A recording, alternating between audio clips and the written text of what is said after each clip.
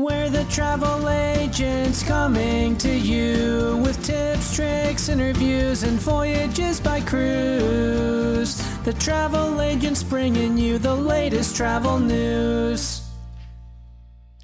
I'm Will. Konnichiwa. Name wa watashi no name wa Brian desu. Thanks for that. How impressed were you, Will? More so embarrassed. No, that's very impressive. That's the extent of my Japanese. I'm pretty proud of it. I'm currently working on the 3 alphabets. That's right. Mm-hmm. They don't just have one alphabet like us. They went ahead and they have 2. Okay. Hiragana, katakana. I probably got those wrong. And then Hanji, which is the Chinese characters, which they've adopted into their language too. Interesting. Okay. Just make it a little tougher and throw the hardest language in the world to write in theirs. So that's not easy. But dude, what do you know about Japan? Let's see. It's all based off of probably like movies and history class, food. I don't know. Japan is in like my top 5 places that I want to go to. Tom Cruise, warrior. He's a samurai. The Last Samurai. Yeah. What was that movie like? I watched it. Was it good? Yeah, it was good. Huh. Yeah. Sushi, yes or no? I do like sushi. Yeah. Okay. Yeah. You can do the raw fish, or you should like veggie. It depends on the fish. Yeah. I have a intolerance to salmon, but I don't think on. I have an intolerance to anything else. Okay, cool. Yeah. This whole Japan episode is a bit of a stretch for me. I sell a bit of it, my job, and generally I help people with flights, hotels, some tours, some transportation, and usually the Japan Rail Pass to get around. Sure. Other than that, it's kind of an interesting shape of a country. It really is. Yeah, so, it really is. I mean, in one way, it's not like you can just like they have these amazing trains, but in some situations you just have to fly to kind of get to various like islands or from south to north or random stuff like that. But the trains are kind of cool in that they're like probably some of the fastest in the world. I wonder how fast they go. I'm going to have to look that up later. Aren't there like some that go like 200 miles an hour? Yeah, I was going to say like 175. So that sounds about right. Yeah, that's insane. But yeah, it's an insane, it's a crazy language. I'll never learn it, even though I am learning it on Duolingo. One of my 8 languages I'm learning. I was thinking about dropping it.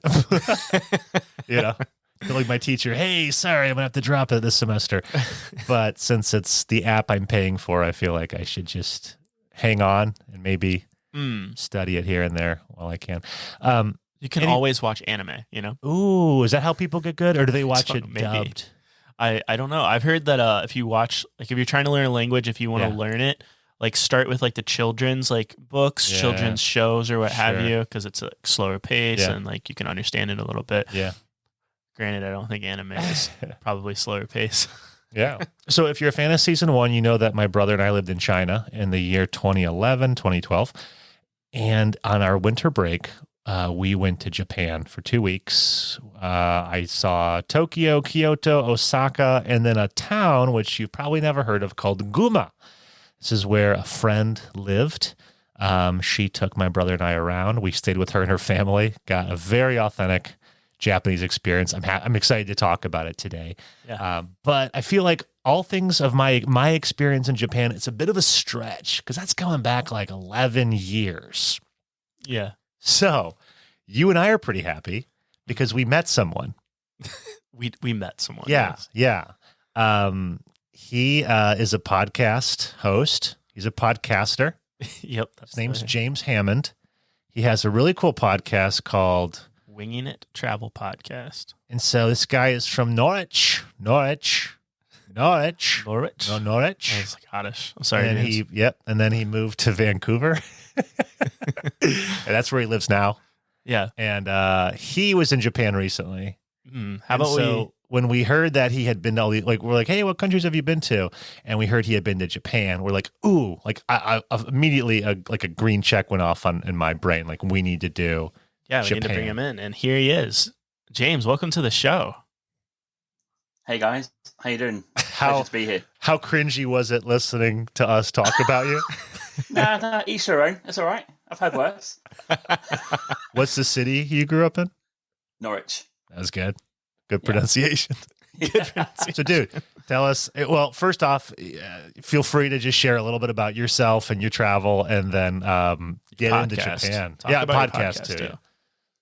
Yeah, so I'm from Norwich. Started a podcast last year, Winging It Travel Podcast, which is a more of a medium long form podcast for guests mainly come on the Monday and talk about places they've been to, experiences they want to share, try and deep dive into their travel thinking and where they've been. And previously, I would say I'd left Norwich in 2013, and for the last nearly 9 years now, just been doing a few work visas and traveling in between those. So Nice. we're here right now, and Yeah, we're going to delve into Japan today. So I'm looking forward to it. nice. For your podcast, have you interviewed any cool people recently?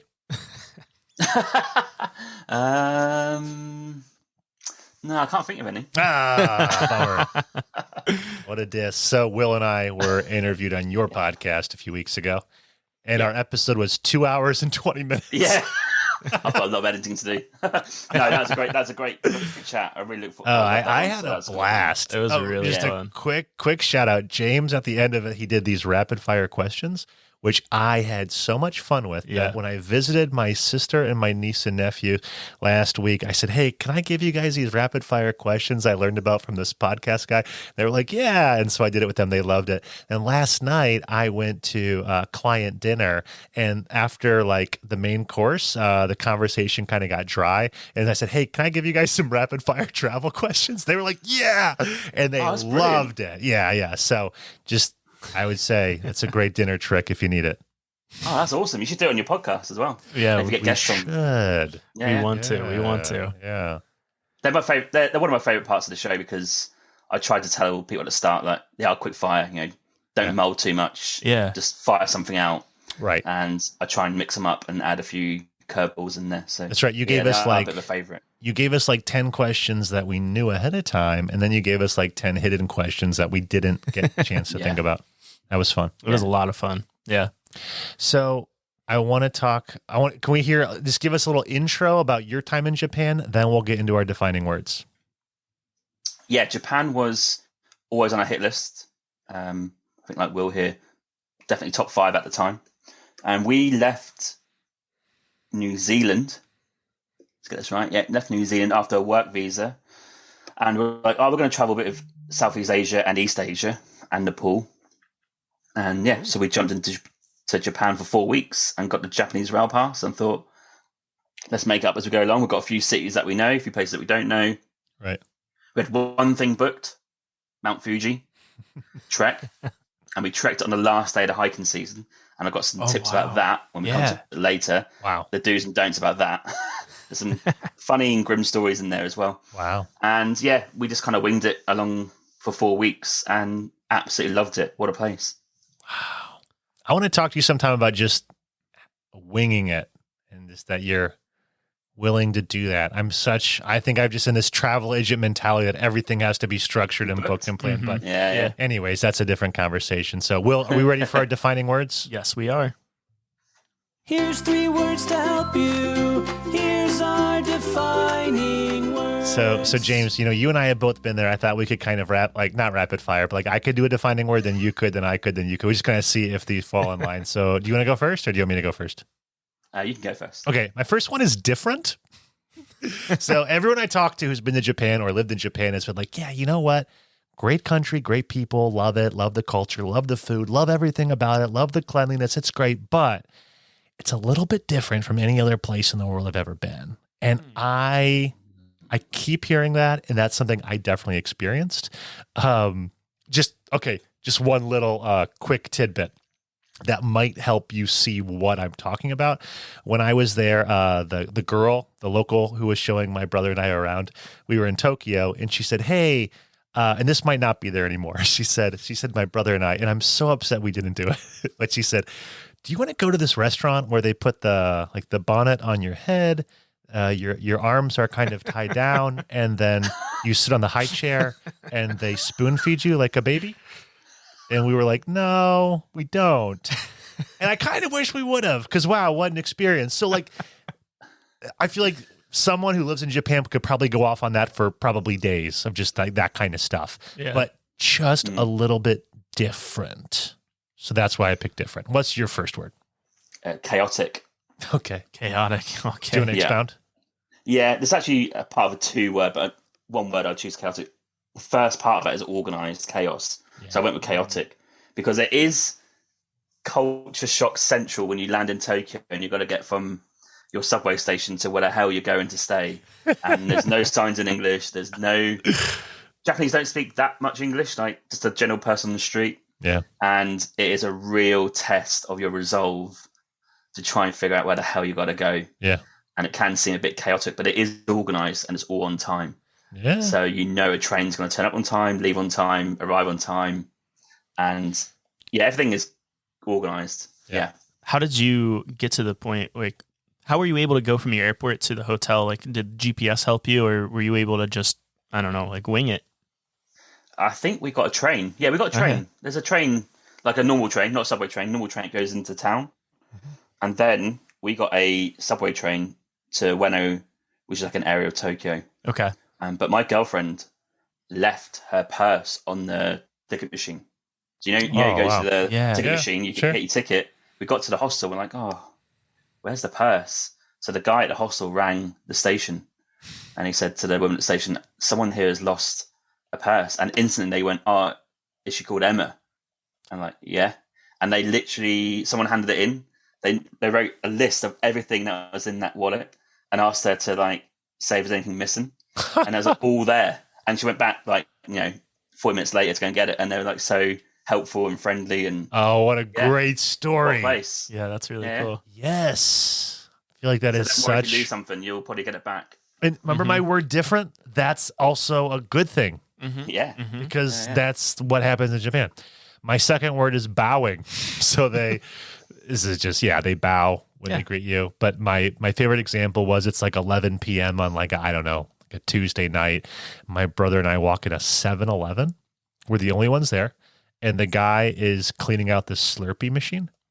And as we walk in, he turns to us, like totally like squares up with us and gives us a bow where he's totally 90 degrees and says, like, konnichiwa gozaimasu, or what's konbanwa gozaimasu, whatever, like the good evening is. And then he went back up and then he went back to cleaning his Slurpee machine. Thought, wow, I cannot picture a 7-Eleven staff member in the U.S. even acknowledging us at 11 p.m., let alone turning to us, making a full bow. Yeah, that's quite the difference. That is quite the difference. Yeah. And like some people like if you're in like a martial arts, like the way they bow to their master, like they'll just like they're on their knees, just falling all over the place. It's not just one bow, it's multiple. Wow. Okay. Until the master's like, okay, stop. That's kind of crazy. So James, you're next. Yeah, I'm going to contradict myself here and say calm. Oh, okay. So we experienced some calm moments. A couple of examples would be my girlfriend Emma had someone who she went to university with who lives in Tokyo. She's married to a Tokyo native. Yeah. And she took us like park in Tokyo, and it's like by a lake, and there's like this little tea house in the middle. And you walk there, and it's traditional matcha tea, green tea, and all that sort of stuff. And you sit on the floor. Wow. And it's just like serene, quite hot that day, but serene silence in the middle of this chaotic city. So nice. I'm going to go with calm. I like it. So would you say it's very zen? Yeah, cliche word that. I wasn't going to go with that one, but it is, yeah. It is zen. Yeah, you're right. Yeah. My third one is sushi. So first, like the sushi was best. It was the best there than anywhere I've ever had. It was fresh. I mean, it's right there. I mean, in Tokyo, you're by the water. I got to go to one of those restaurants, just like in the movies, where the sushi's coming out on the conveyor belt. Yeah. And there's each piece of sushi. It's just one piece on each plate, right? Small little plates, maybe 6 inches diameter. And they're either blue or yellow. And you grab whatever you want. And you just, once you finish the sushi, you just stack it up where you're sitting, right? Mm-hmm. And so when you're ready to check out, the server comes over and just counts your, like the blue or like, I don't know, 100 yen, 1,000 yen. Wait, what was the conversion? Shoot, 79 to 1. Okay. Anyways, let's just say they were $1 or $2. 100, I think. Roughly. Okay, right on. That's what I know of. Yeah. That's helpful. And then they count like the blue plates, the yellow plates, and they add it up and give you your total. There you go. Wow. Would you say that's like pretty common? Like, was it hard to find a restaurant like that? I only saw one and we went to it. I'm sure there are many though. Okay. Because I went see to a them. cake restaurant like that. You went to a what restaurant? A cake. cakes. Oh, right on. Conveyor belt cakes. Yeah. And that is hardcore when you start smacking in 10 cakes. I love it. I did 2 muffins at work today for breakfast because someone made muffins, and it changes your day. It changes your entire day. Yeah. Yep. Have you ever seen that documentary, Jiro, Dreams of Sushi? Jiro? Yeah. Sure, it's not Hero. It could be. I think it's Jiro, but It's not a Greek. No, movie? It's a Japanese gentleman who has this tiny sushi bar. I think it sits like maybe 7 people. And it's like world famous for being like the best sushi bar. Oh, wow. He's maybe like 85. I hope he's still alive. He might not be anymore. But he had like 3 Michelin stars. He would always serve like presidents, prime ministers, kings, all those sorts of things. But like what was really interesting about the documentary is that they detail a lot more about what it's like to make sushi at a grade of his level. And he would have like his apprentice would just do just rice. They would only work with rice for 10 years. And then after they mastered rice, then they would be ready for the next step of sushi. Wow. Yeah. Very, very So impressive like stuff. quite the sunken cost you got to put to an employee. I know. 10 years on rice. You get like, I know. Can you imagine? You're at year 9. You're like, I don't know if I could do it anymore. I don't know. Yeah, that's insane. Imagine you got to year 9 and you've done it wrong. That'd be even Oh, worse. shoot. You need another 10. My bad. Yeah. Hey, wait, Will, I wanted to share with you something about that since we're on food. Last night at that restaurant with the client dinner, it was a super fancy restaurant, Ken Stewart's, and the steak menu, the cheapest steak was $50. Okay. And that went up to $75. And then the most expensive steak just said market price. Okay. Meaning whatever it was. And it was the Wagyu. Okay. Wagyu. Yeah. Yeah. Oh, yeah. And I thought of you because isn't that like your dream to eat like a Japanese. how much would you drop? How much would you drop on a? I'd have to have the expectation to drop like $200 to $300. Well, I feel like if you were going to do it, it'd be weird to do it in Akron. You'd want to do it like in Japan. Oh yeah. Do it in Japan where it's like, it's going to be the best. Imagine getting a $200 piece of steak and just throwing it on your grill in the backyard. Yeah. Well, I guess like Do it. I'm going to interject like real quick. What is Wagyu? Wagyu is a really dry aged premium cut of cow that is like massaged for like their entire lives and very taken care of, and then they're slaughtered because they have this premium meat and they go for a very pretty penny. How much do cow masseuses make? That's a good question. If they're doing Wagyu beef, it's got to be like a lot of money probably. How many cuts of Wagyu can you get out of a cow? That's a good question. I don't know. Wow. This is not a... Okay, interesting. And then do you got one more word, James? Yeah, I've been thinking about this. I'm going to go vending, as in a vending machine. Heck yeah, dude. yeah. I remember that. Stuff was They had insane. Everything. Yeah. And there was one time I was in a... Did you ever go to the onsens when you go into like the thermal pools? Yes. Emma took all the bags and I just had no towel. I was like, oh, for God's sake. Like, because you get naked in there and like, it's all go. I was like, what am I going to do? I can't go to her side because obviously it's women and male are separated.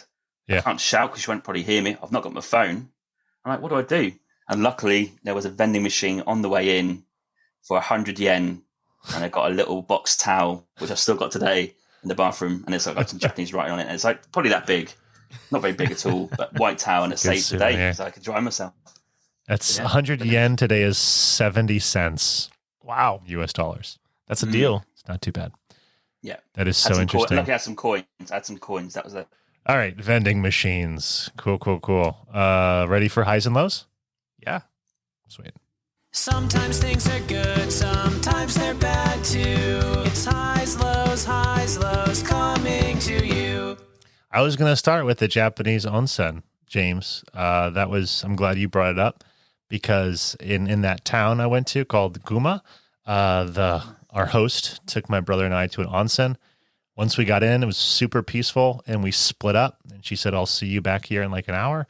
And, we were like, you're sure we get totally naked? She's like, yeah. Just, it's not a big deal. Nobody cares. Just get fully naked. Don't leave anything on. That would be super weird and uncultured. So it's funny. We walk into the men's locker room and there's a woman cleaning it. with naked guys there. But she didn't care. Oh, wow. I mean, she was just, her head was down, maybe headphones on, I don't know. And she got out of there.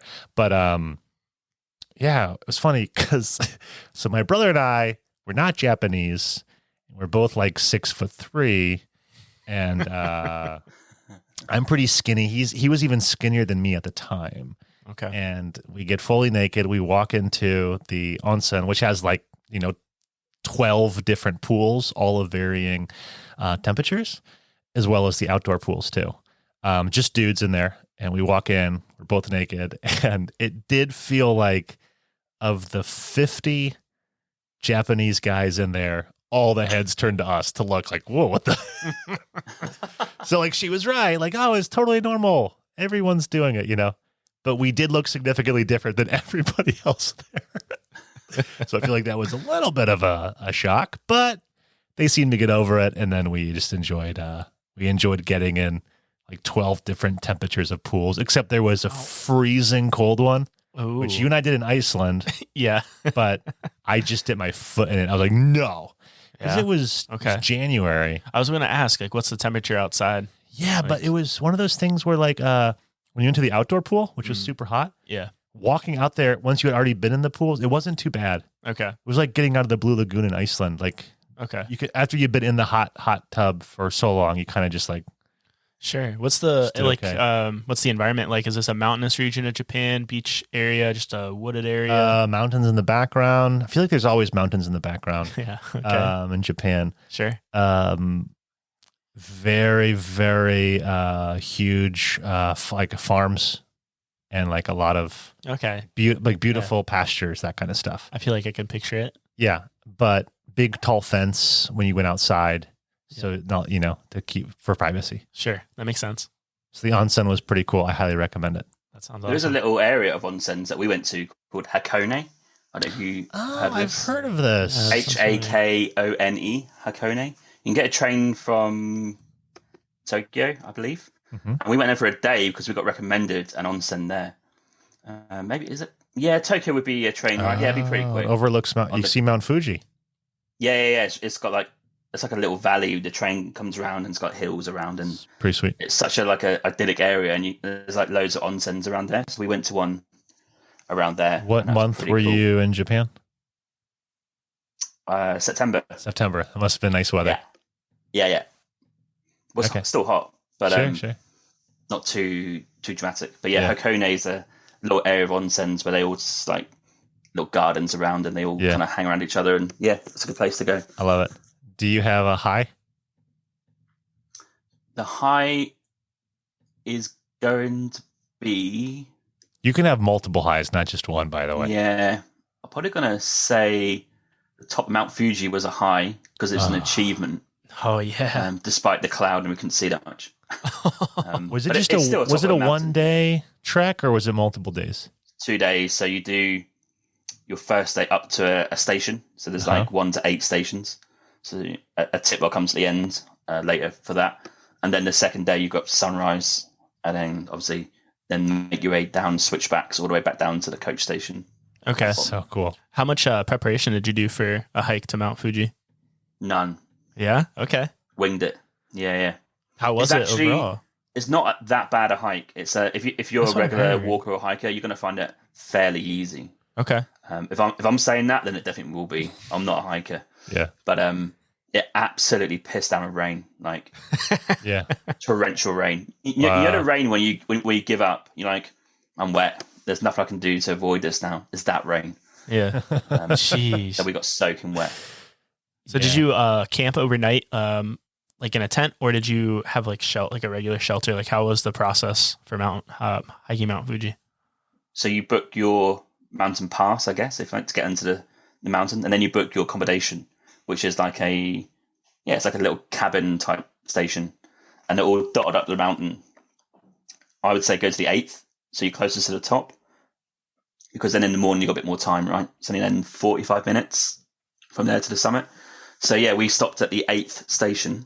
I can't remember what it's called, but you can book that in advance, and you go in and you got ramen and a bed, and it's pretty cozy. That sounds awesome. Did you have to go through the very famous suicide forest? No, Okay. You can go there, but we didn't. You don't have to do that. Oh, nice. Okay. Cool. Yeah. That's good to know. I always assumed that you had to go through it. Yeah. Okay. My next high, I'm only slightly embarrassed to say it, but it was kind of awesome. I went to Tokyo Disney. I mean, just because, I worked at Disneyland. Yeah. Yeah. We should probably release my Disneyland episode before this, so the listeners. No, will I just want understand. everyone to make feel like you're a huge Disney fan. Yeah, yeah. The only reason I went was because I worked there, not because. No, I'm kidding. I was kind of interested. I got curry popcorn, super good. They had all sorts of popcorn, tons of flavors. Interesting. Okay. Remember, different. Yeah. Everything very different. Characters were all singing and dancing, but like the music was Japanese. Songs you heard, like It's a Small World, but in Japanese, Interesting. But all the princesses were white. Thought that was just a side note. No big deal. Oh, And the princesses talked. Although, you know what? At Disney World, they talk too. So that's not weird. Okay, never mind. But they only spoke in English because they didn't know Japanese. Okay. Okay. So, like, you went up to Cinderella, you're in Tokyo, and it's clearly like somebody with an American accent, Yeah. Yeah.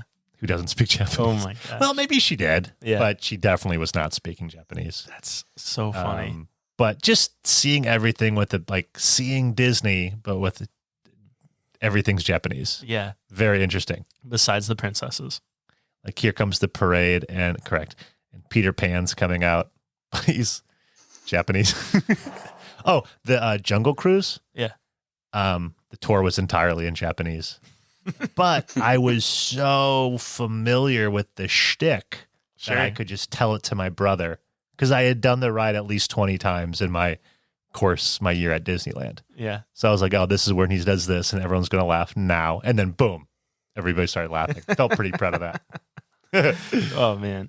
That's It's like an hour outside of Tokyo, maybe 45 minutes. I think like 100. It's like Disney's always $100 a piece. Oh at yeah, least. easy. I mean, yeah, it's just easy. Disney, and the food's not cheap. So Can you take a subway? Or yeah, we took a train. That was the big thing. I'd say train is amazing. Yeah. All over Japan, and pretty much took trains everywhere.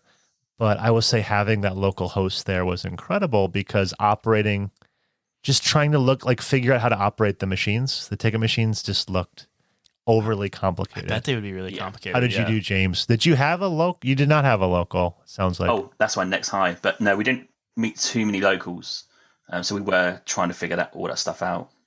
And it is tough. Like it's going to be not what you expect because you probably think you expect an English, right? But it's not going to be that obvious. Yeah, no, it's not.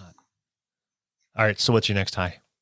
Yeah, it was the local people. We met a few, and they're predominantly around drinking, but they would approach you by not speaking hardly any English, but try to get you into their group. So we went, Tokyo was one where we met, I think it was a group of like 5 or 6. In Japan, classic, they work all day, they're in their suits, they go for a drink afterwards, probably food as well, and they're out till 10, 11 and probably start again next day at 7. So they're kind of like all together all the time. So we met a group in Tokyo at a local bar in Ueno, and they were just trying to get to know us, and they told us a drink to get. So yeah, that was kind of cool, and getting to speak to some local people. And the second one was really weird. In Hiroshima, we went to a local bar, and it was a Basset Hound bar. So he had a Basset Hound dog, and he has a brother who lives just down the road from Norwich. No way. What? Had a Chinese restaurant that I knew existed. So yeah, that was a really weird coincidence. And That's we just started chatting, funny. and Oh, okay. yeah, he gave me like his number and said, if you go there again, like just tell him that you know me or you met me and went for a drink, and he'll give you some money off and all this sort of stuff. So yeah, real nice guy, and he owned that bar, and that's quite cool to speak to a local of Hiroshima. That's really cool, Yeah, man. that's Yeah. Huh. Oh, was there like a Hiroshima? Did you do like the, The memorial? oh, we've is done there a both. memorial?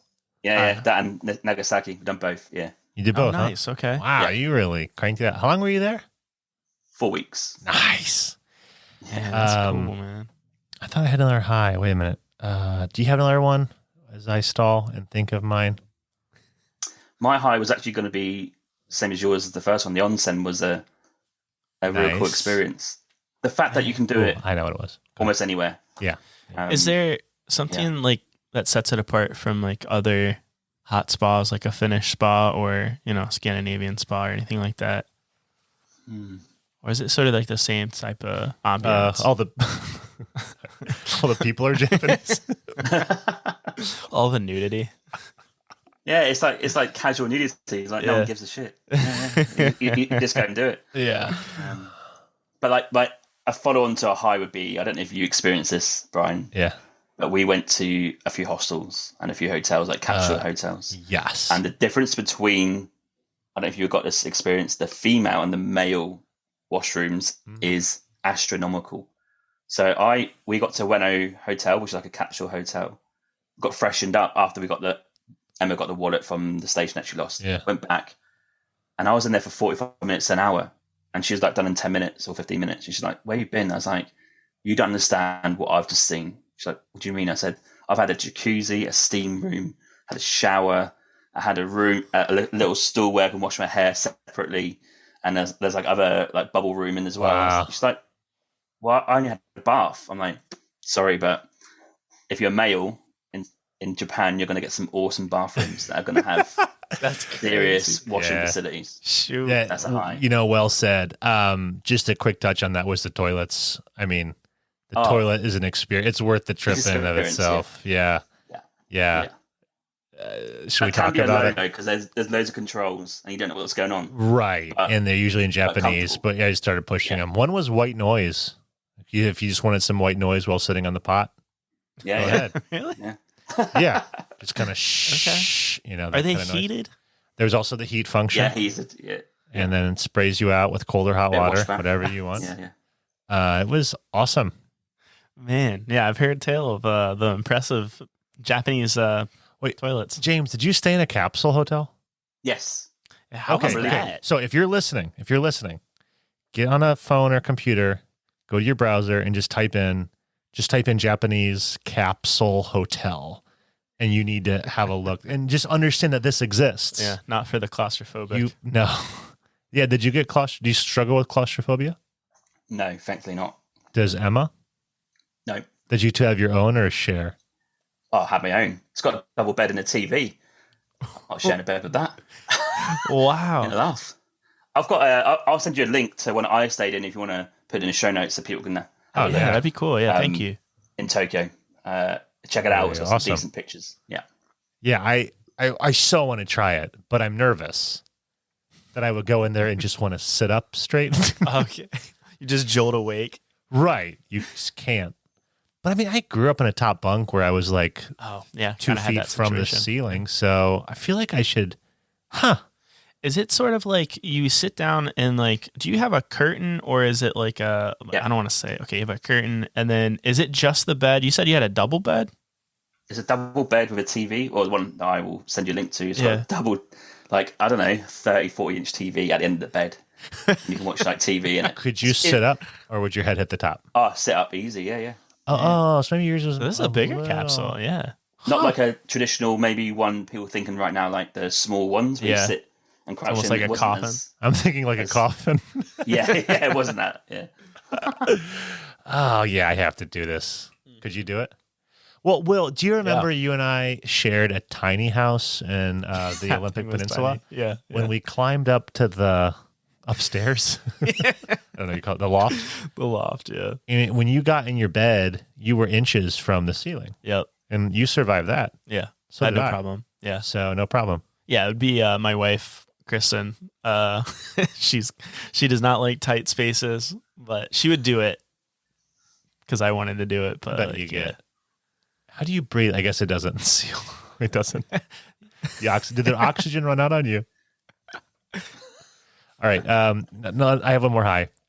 So this is in Guma. I feel like I want to talk about Kyoto and Osaka, but go to Guma with this friend who my brother and I met in China.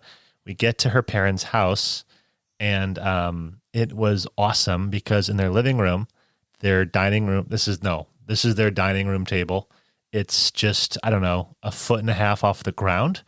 And It is a glass top with a comforter underneath it that hangs like a heavy blanket that hangs to the ground. Mm-hmm.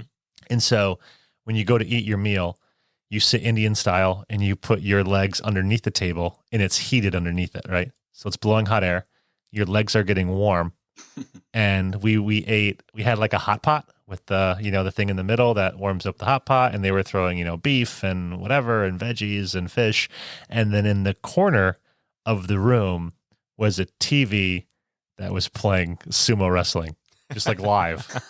And their grandma was just sitting in the corner, like sewing, like knitting or crocheting, Sure. watching sumo and just watching wow, who are these So two cool. foreigners in our dining room? Mm-hmm. But we had just a true Japanese experience. It was awesome. Yeah. Me so jealous. James, any more highs or do you want to move to the lows? Yeah, I think that's it. We tried to go see the wrestling. We tried to queue up, but didn't quite get in. You can queue up to go and see the training, and it's free, but you do have to get there really early before the doors open to get in. So I'll bring it as that could be a tip at the end. But yeah, we tried to get in, but didn't unfortunately get there early enough. Is it like kind of common knowledge as to like where the trainings are? Yeah, it's like a main center in Tokyo. Interesting. Yep. Okay, that sounds cool. Cool. But no more highs for me. All right, you have a few lows. I don't know. It's a stretch for me, but go ahead. You should start. Yeah, my first day is going to be controversial. Uh-oh. And I'm going to say food. Oh, that is controversial. Because we, at the time, and still technically am, we're vegetarian. Okay. So if you're vegan, bloody nightmare, because they use fish sauce. And even when they say vegetarian, it's going to be fish sauce in it. So I don't actually like Japanese food that much. I like ramen, and I like the katsu type curry. Sure. But I'm not a fan of sushi. And yeah, I did struggle a little bit, and I didn't eat obviously meat, so I couldn't go into the traditional little izakayas and eat their like pork, and I couldn't do that because obviously it's pork. Okay. So that was a bit of a low and a bit of a struggle sometimes for evening meals. Yeah. No, that's good to know because like yeah. Some cultures are like way easier to eat vegetarian and vegan than others. James, have you been to India yet? Yes. Super easy to, good too, and lots of options. Like so many options. Half the menu was about that was vegetarian. That was amazing. Yeah. Okay, Milo, I guess this is just a thing. Like, it's not bad. It's just different, which is why I don't like that I'm putting this as my low. So please know as I say this, I don't think it's bad. I just think it's different and it's not what I'm used to. So maybe this is where it's weird to like, I feel like you have to preface so much when you're saying a low, like, what don't you like about my country? It's like, no, I was with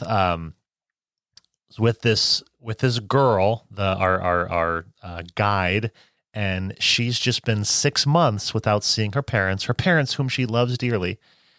When we arrived, she met us, my brother and I, in Tokyo when we arrived, and together we went to her hometown. So this is her first time seeing her parents in 6 months. She walks in the door. They each do it, like she bows to them. They bow back to her, like from 10 feet away. And then that's it. No hug, no handshake, no like, how was your year? Just kind of that. It's a culture of respect, and you wouldn't. She's like, oh no, gosh, I would never go hug them. That would be super weird. I was like, is that just for you guys or like your friends? She's like, oh gosh, no, my friends would never hug their parents. That's American, But that aspect of polite culture comes out in so many aspects of Japan, right? Even in the language, if you're speaking to someone who's older than you, like a teacher or like a sensei or whatever, you would adjust your verb endings or your noun endings or something, or your prepositions. I don't know. You'd adjust it to be polite. And even like on the trains, like I remember I sneezed once and nobody looked at me. No one says like, bless you, Do you guys do that in the UK? Do you say bless you? Yeah.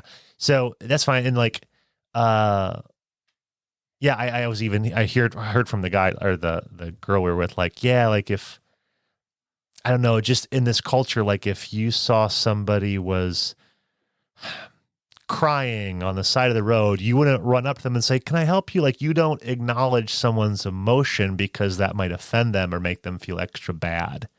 Oh. So if someone's, I don't know, it's just a different, not bad, it's different. Yeah. And for that, it's bad. A bit of a culture shock it's a little cool. bit. That's cool. That's Yeah. cool. Yeah, my girlfriend's friend who we met in Tokyo, her husband, who's obviously from Tokyo, was saying that is slightly changing with the new generation. Okay. He gave a few examples, like even at work, where he would, I think he was doing some sort of media, sort of like journalist type stuff. That's what he does. Like in the old days, he'd say, if he wrote a piece and his assistant would read it, should be really respectful, or he'd be really respectful and say, "Oh, maybe just can change it here and there." But he said now they're like, "No, that's rubbish. Like, you need to do that again." Like they're so like upfront.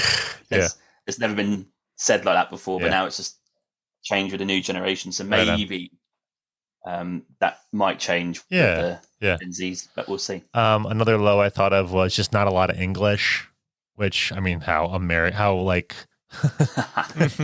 how privileged is it to say that, right? But like, no, but really, like, just right. But even let's say you speak, I don't know, Romanian, Italian, whatever. Like that's all you speak, and you go to Japan, like you're still gonna struggle. Like there's a lot of places where like you get a subway map and everything's just in their local 3 alphabets. Yeah, which are really hard, and that's a tough thing. Yeah. Huh. Oh, one other low is that they don't repopulate quickly. So isn't Japan gonna like, I don't know, in like 50 years be like half the size or something? Oh wow, really? Okay, I'm just throwing out numbers here, but it's declining. Yeah, it's declining 100%. Their population. Yeah. James, did you have another low? Yeah, low moment, and this is kind of half a tip as well. Don't climb Mount Fuji on the last day of the hiking season. Because they're all cleaning up, ready to go home. So the example would be, it rained that day, got to the 8th station.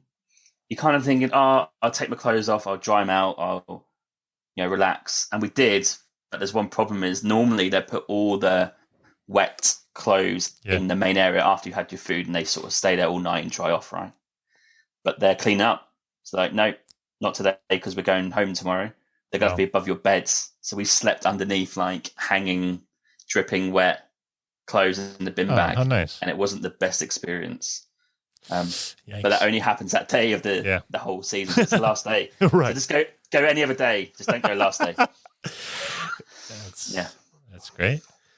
I did have one more. Had to do with, gosh, I keep losing my place because when James talks, it's very interesting. I might think of it later. Oh, I remembered it. So to get around, there's this thing called the Japan Rail Pass, which is available for foreigners, for non-Japanese people. So this is something you can buy ahead of time. But it's a little, I feel like it's overly confusing in the sense that it works on a lot of trains, but not all the trains. Yeah. Like, for example, if you get it, it works on the Narita Express. So there's 2 airports in Tokyo. One's called Tokyo Narita. One's called Tokyo Haneda. Tokyo Narita is a little further from the city. Haneda is a little closer to the city. Tokyo Narita is the hub airport for like United Airlines and Star Alliance partners like ANA and stuff like that. Whereas Tokyo Haneda is like partners of like One World, like American Airlines and Japan Airlines. So what happens is, if you get the Tokyo Japan Rail Pass, you get the Narita Express train from Narita Airport to the main station. And there's a lot of main stations in Tokyo, but like that's included, which is cool. Okay, cool. But now let's say you want to go to like Kyoto. I think that one, like, it's not included with the Japan Rail Pass. Maybe I have that one off. Maybe that one is included, but something else. It's like, oh shoot. Like, this is giving you access to all these different train routes, but the ones you want to do, oh, that's not included. That's an extra cost or something like that. And then it's kind of confusing because even though you have the Japan Rail Pass, sometimes you still have to make a reservation, which is like a nominal fee too. It's like, oh, wait a minute. So I just bought this pass, but yet I have to kind of pick the train I want to go in ahead of time, which is similar to like a Euro Rail Pass, I suppose, for some trains. Sure. But I don't know, how did you do did you do a lot of trains or not too many? Yeah, all trains. Yeah, I think and we did you get the stuck hang to of trains that were part of the pass. Okay. So I don't know how we done this because I don't recall paying any extra fees. And we went to all the main cities, right? Kyoto, Osaka, all that. So did you just get on, or did you have to like validate the pass before you got on, or did they just like check your pass once you hopped on? I think we reserved before, right? So it was free to reserve. You think? Did you do it online? I think that's what we did. I had a guide who okay. took us around. No, we definitely done it online, and occasionally went to the station, and they have a little section that says JR, Japanese JRP, right? Okay. You can go there and speak to someone in English, and they have like a little foreigner kiosk who can speak English. Nice. Okay. Yeah, because obviously all foreigners not just speak English, right? But they have one that does speak English. Right on. I think you'd be okay if you got the pass and you went to the station. You just need to ask. Sure. Don't be intimidated by all the signs. Right. And try and find the kiosk. That's probably more of an issue. Any other lows? Well, I think when you go to atomic bomb museums, I think you're going to, for an hour, just be a bit down, aren't you? Yeah. About what human beings can do to each other. But it comes out after that, you kind of have a bit more faith in humanity. And this is a high really, but Hiroshima you should go to because they've still got one of the original buildings there by the river. It's that dome building, if you see on Google, Hiroshima Dome, type that in Google, you'll see this amazing structure by the river, and you can walk around it, and it's still there from the old days. So a low moment in terms of reading about it and the stories, and you can get a guide as well to talk about it. That's interesting. Goes into a high. That kind of makes me wonder, like, do they observe, like, World War II? Like, do they acknowledge, like, some of the things that the Imperial Japanese did? Do you know? Did you guys see it's controversial, right? Because the Imperial Japanese, is it what's he called? The guy's in charge now. They're still the same organization, right? Yeah, the Emperor. Emperor, that's it. Mm-hmm. Yeah. So it's a weird one because you think, oh, his family allowed it to happen, and then condone it, but are still in power. It's a bit of a grey area. Okay. Yeah, they do acknowledge it for sure. There's loads of signs and stuff, but the Japanese are so nice, like they will just like talk to you about it. I think without any worries. That would be really interesting. I have a hide ad. It's extremely safe. Never felt in danger. Yeah, so safe. If anyone was worried about safety, go to Japan. You'll be fine. I think it's got to be the safest country, right? One of the safest. Oh, I heard New Zealand was up there. New Zealand's up there. I heard Norwich is up there. All right, let's go to I knew this was gonna be a long episode. I just knew it. Yeah. Knew it. So we better go into our tips. Tips from the travel agents. So tip number 1, it's safe. Go to Japan.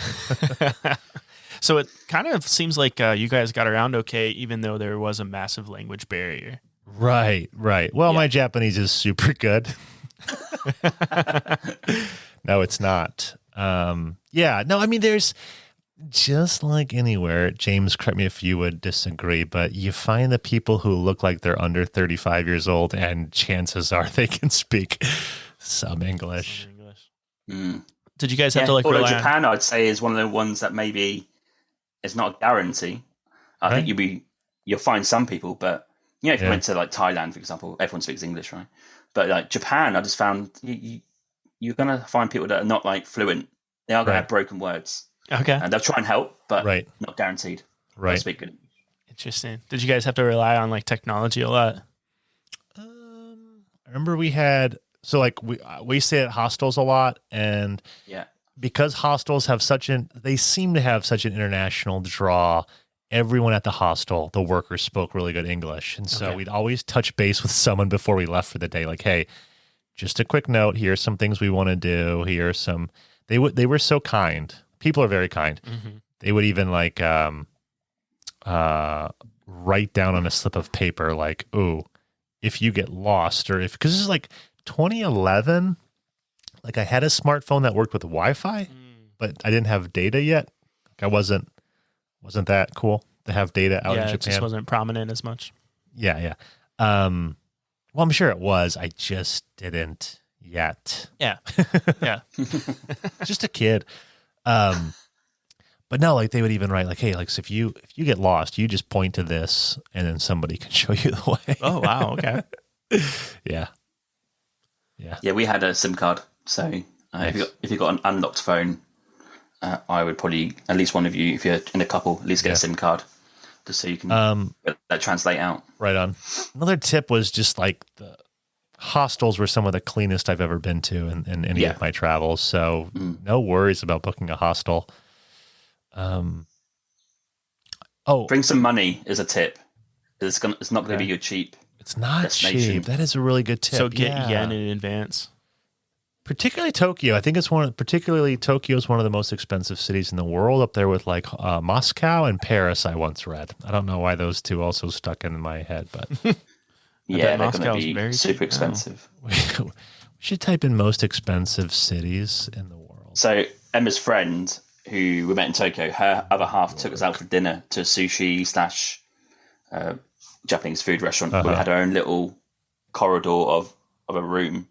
And a server would bring in all this food. Nice. And I dread to think how much that cost, but he wouldn't take any money from us. Wow. But that must have been $300 or $400 because we had our own little server and they bring in like, fresh food on a plate and it fries there. And it was just an incredible experience, but he wouldn't accept any money. But I don't think that would have been cheap. That would have been expensive. No. Did you guys make it out to like Kyoto and Osaka? Hiroshima, no, not Hiroshima. So the big thing with that I remembered was like just an insane amount of like temples. Okay. And like Buddhist Kyoto? Things. Yes, in Kyoto. So you definitely get your fix of like culture and seeing people in, I want to say kimonos, but I feel like that's Chinese. Nope, kimonos is Japanese. No, okay, that's it. Yeah. And like you get to see like the girls with like the white painted faces. Geishas. Yeah, is it geisha girls? Geisha? Yeah. Nice. Geisha? Yeah. One or two. Yeah. Sounds awesome. Yeah, you see them. Yeah. Interesting. Okay. That was great. There was this place we went to. I know I've had issues finding it, but it was outside of Kyoto, and it was like a monkey park. We went up a mountain, and they were just like wild monkeys everywhere, but they were like nice, and you fed them, and they would get up to you like they would touch you. Yeah, they just like hang out and stuff. Yeah. That's very cool. Yeah, I would love to find the name of that. Did you go to like the deer park in Kyoto? Like the famous deer park? Nara. So if you go to Nara. That's right. Yeah. Yeah, that's worth a little trek. And it's also a nice walk in that huge park. Yeah, okay. And deer sort of come up to you. So that's a recommendation. So interesting. Wow. I did find the monkey park shockingly easily. I typed in Kyoto Monkey Park, and there I'm looking right at it. This is where I was. It's called Monkey Park Iwatayama, Iwa Tayama. Yeah, this was awesome. But you went to a deer park. Now I want to look at that. Was that? You never heard of the deer park in Nara? Kyoto? Yeah, just type in Nara. Nara. No, I never heard of it. Oh man, it's super interesting. Yeah, you should look up pictures of it. Oh, cool. James, I think Kyoto is your traditional Japan, right? That's the one city that's kind of been super sort of avoided the whole lights and building underground and up and above you. Whereas Osaka is like crazy. Modern. That was the one place where I was like, what the hell is this place? Like, it's up there, it's down there. Streets are mental. Can we even walk here? Yeah, that's a crazy, crazy city. Okay. Yeah. So the big thing a lot of my clients want to do is they want to stay in a ryokan. Oh, Ryokan. Yeah. Ryokan. They're quite expensive, but Ryokan. yeah, we stayed in one night. What is that? You Google it. But no, it's Japanese room. Very traditional Japanese room. Is that what you just said? Yeah. Yeah. How do you spell it? Ryokan. Well, Ryokan. it looks like all things Japan the moment you Google it. You're like, oh, yeah, I have seen this. And Three Ninjas 2.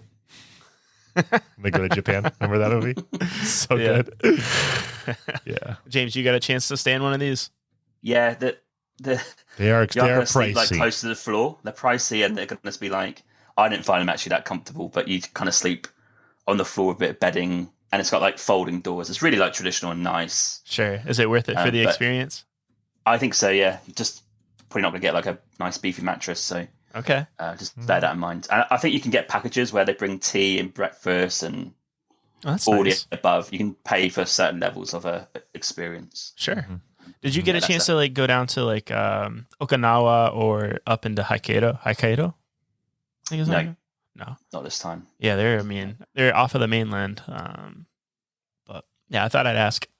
My friend lives in Sapporo and does the whole skiing stuff there. Yeah. I was supposed to go and see him, but then there was a tiny earthquake when I was there.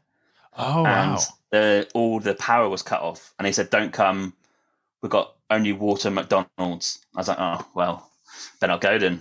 And like he was just not working, and yeah, they're struggling for a while, for about a week, so I couldn't see my friend, unfortunately. Man, that sucks. Yeah. Just some other random tips. So like when you go to bow, you're supposed to keep your two hands by your side and just do it. Like if it's so weird to you, like, oh, I'm not going to bow to people. Like you got to get out of that mindset. Get over yourself. You got to bow because like you're going to look like an absolute idiot if you don't bow. Mm-hmm. And get rid of your ego. Get rid of it. Get rid of it. I do remember like so we were talking about the toilets. Toilets were awesome. But as I recall, most public restrooms had both Eastern and Western. So they had the squatty potty too.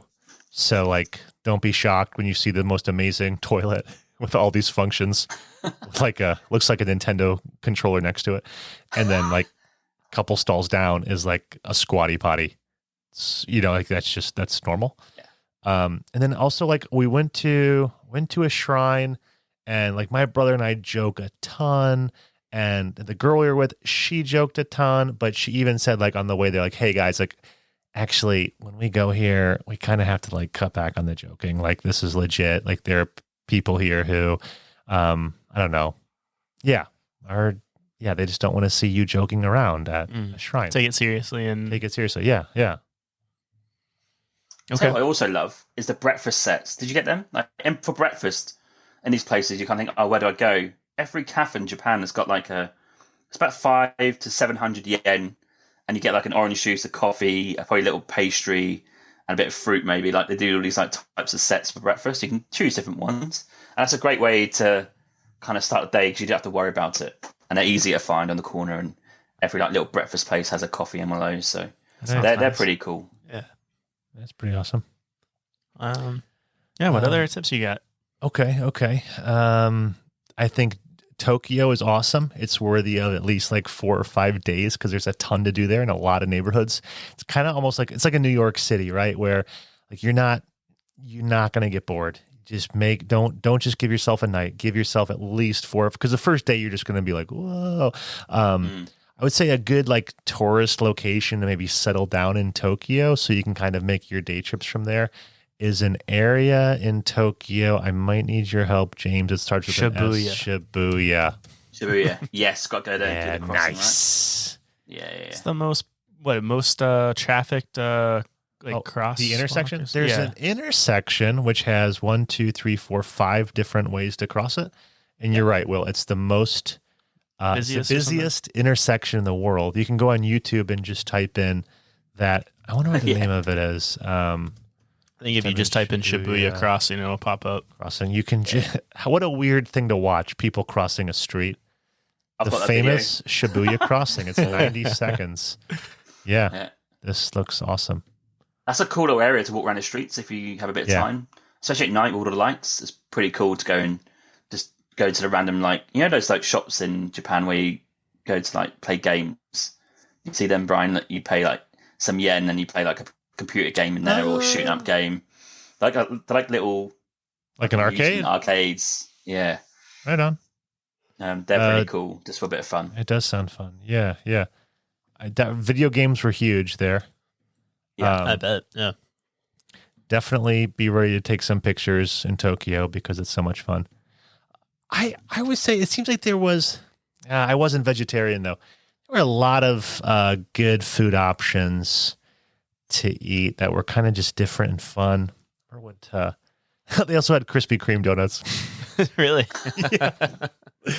That was fun. And I was like, oh, how do you say that in Japanese? They said, Krispy Kreme donut. And if you want to know where something is, you say doko desu ka at the end. So like you could say toilet doko desu ka, where is the toilet? Krispy Kreme donut doko desu ka, where is Krispy Kreme donuts? The real tips. Use that all the time. Love that stuff. You should do the tour of the Imperial Palace in Tokyo. Nope, didn't do that. You should do that. That's a good one. Yeah, that would be good. That would be really cool. It's pretty cheap, if not arguably free. Right on. You don't go right in; you go around it. But it's a tour in English, so you get to know the history and who lives there and who's lived there before and stuff like that. Mm-hmm. Trying to think of some more tips. Nagasaki is like almost at the end of the earth for Japan. Like it's right down the bottom to the left. So if you want like a bit of a quieter place, but it's still kind of a city, it's got one main road through the central of it. Yeah. That's a nice walking city to go and check out. Sweet. Some nice nature down there as well. There's a robot dinner show. I did not do it, but a lot of my clients want to. It's if you have epilepsy, it would not be good. It's like from the moment you walk in, just go to YouTube and type in Tokyo robot dinner. Flashing lights from from every inch of floor and ceiling and walls is what I meant. Every inch of wall is just like a laser beam of light that shoots out. It's insane. Or it doesn't show, but just like on the wall, like you're at a giant arcade for adults. And then at some points, it's just from what I've seen, like the performers come out, and sometimes they're in bikinis that also have like lasers. So yeah, it's just nuts. And I think it's like $125 or something per person. You get dinner and an insane show that will very much stimulate your senses with all the light and noise. Yeah, it's too much to even watch on YouTube. It's like, okay, we get it. Are you into J-pop, James?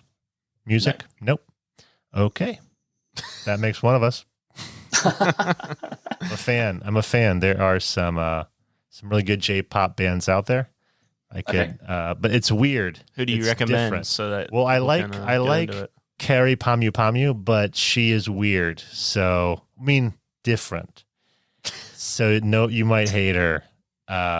She does not speak English, but there is a band that does amazing music videos, and I think it's called like World Order. I think that's their name.